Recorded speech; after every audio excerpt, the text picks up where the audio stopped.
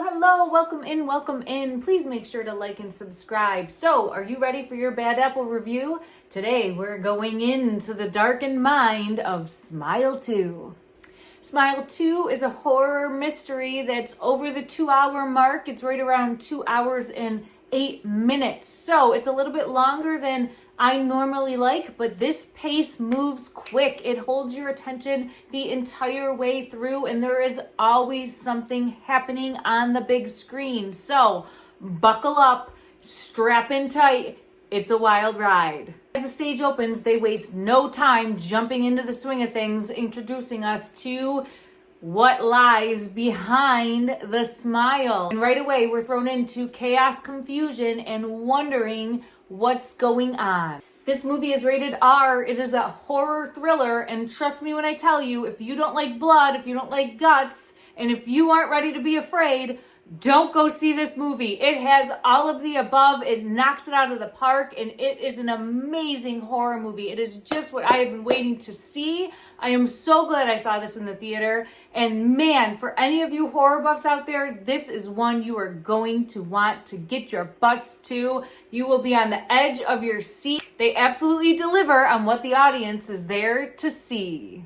We get introduced to the character of Skye Riley, played by Naomi Scott, a British actress and singer-songwriter, known for the movie Aladdin, in which she played Jasmine. Now, I haven't really seen her in anything other than that, but I know that we will be seeing her in more to come. She knocks this role out of the park. Amazing job. She really encompasses everything in fear, anguish, pain, just over the top, amazing performance done by her. I want to stand up and clap. Absolutely amazing job. She is believable, and you do 1000% feel as though she is experiencing everything that you see unfolding on the screen. She is a pop singer that is having a second chance at a career. She had a tragedy that happened and is bouncing back, and we get to see that journey unfold. We meet her as she's coming back in to the world that she spent so hard creating, this lifestyle, this career. She is trying to make it again. This is her second go at fame, and she has a tour that's starting up. She has previous injuries from the tragedy that happened and is having to get some pain medication. She does visit a high school friend who has been infected with the smile, and that is when our plot unfolds. And we, the audience, watches the downhill spiral down that white rabbit hole of unraveling begin. Skye soon becomes a host for the Smile. It's a wild ride that takes us down the bunny hole further and further and further, spiraling out of the realms of reality. It gets scarier and more intense along the way. It is very nail-biting. There is fear, very fear-provoking. There is blood. There's guts. There is a little bit of body horror. There's something for everyone in this horror film. If you like horror, you will enjoy this movie. We get introduced to the character of Skye Riley on the Drew Show, telling her story. We're watching it as an audience member, feeling like we're there watching it. I love that they brought Drew in because it's so fitting for the era, for this period, for this time frame, and it is a fun, fresh way to show the audience member that we are in present day, as well as an awesome cameo by Drew. I enjoyed her in the Scream one from years ago also. The movie makes you feel all of the feels. It is unsettling, disturbing, thrilling, grotesque, and it takes you on a roller coaster ride of thrills. This movie's directed by Parker Finn, an American filmmaker, and he also directed Smile. He stepped it up, and you can tell that he is pouring his heart and soul into this movie. I even dare say that he probably might have grown up watching some of Freddy because it really brings that level of scare, but brings it into not your nightmare, right? Not something in which is your dream, but into reality, or you think it's reality, and it is utterly petrifying. Smile, I enjoyed it. I enjoyed seeing that movie. I liked it, didn't love it.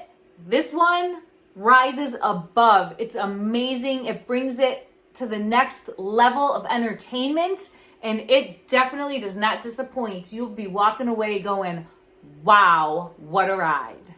There is no shortage of screams and twists and turns and jumps and blood and guts and gore and just sheer crazy all around.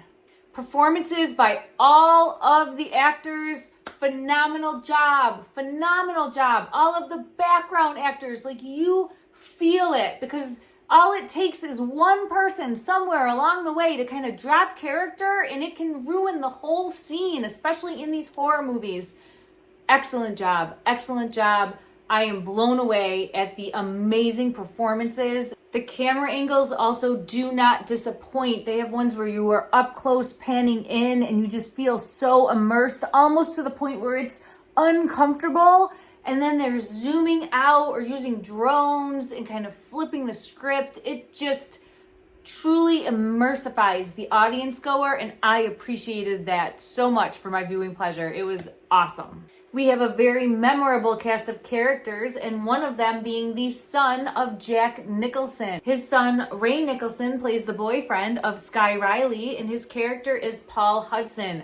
We see him in a very eerie, awkward, smiling way, and it's very reminiscent of his father's smile from The Shining. So for me, Smile 2 did not disappoint. It brought me, the viewer, everything that I wanted to see. I wanted scares. I wanted jump scares. I wanted to be nail biting. I wanted fear. I wanted it to really provoke a reaction out of me. And it does. It does multiple times. Yes, there's some rinse and repeatness to it. And yes, this is a sequel. And I think there's going to be a lot of controversy for whether or not people like this one more or not as much as the first one.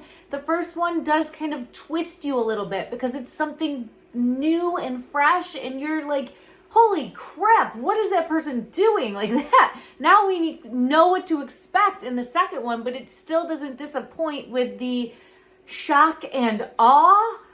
There's shock, there's awe, there's blood, there's gore, there's guts, and there's still the holy shit, what is this person doing? It's there. And I mean, maybe I'm just very basic, but I am appreciative of when I'm the audience goer going to see a movie and then I'm given what I want to see. I appreciated it, and I think all of the actors do such a stand-up, amazing job. There's a whole lot of manic happening, but it's supposed to be happening, because if you were unfolding this in 7 days time frame of spiraling out of control and losing grip of reality, I mean, what would that look like?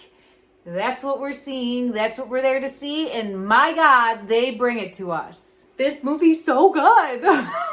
It's so good. It's so good. I'm so happy right now because, I was really anticipating this to be good. I saw so many trailers that I was nervous, though. I thought that it was going to have given away too much and spoil the movie for me. Just know, if you feel that way, there's so much more. Nothing is spoiled. Get your butts to the theater and see this one. Trust me on that. I was really nervous. I was like, oh man, I'm going to know what's coming. It's not going to get me in the theater. I'm not going to be afraid. I'm not going to be scared. I was wrong. It's good.